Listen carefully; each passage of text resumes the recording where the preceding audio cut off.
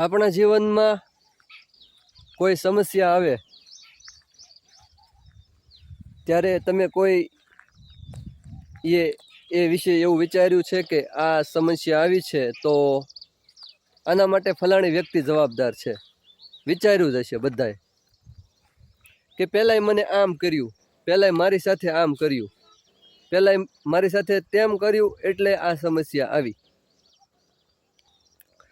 પણ ના મિત્રો, પહેલાં એ નહીં. આપણી લાઈફમાં કોઈ સમસ્યા આવે તો એના માટે જવાબદાર આપણે જ હોઈએ છીએ. આપણું કર્મ એ માટે જવાબદાર હોય છે કે આપણા જીવનમાં સમસ્યા આવી હોય છે. આપણે અમુક સમયે એ બાબત તરફ ધ્યાન ના આપ્યું હોય એટલે એ સમસ્યા આપણી તરફ આવી હોય.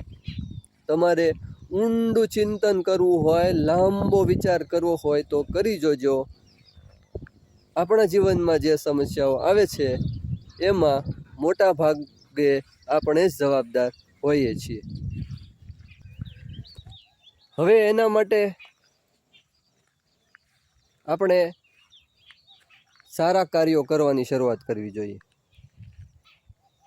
જો આપણે સારા કાર્યો કરતા રહીશું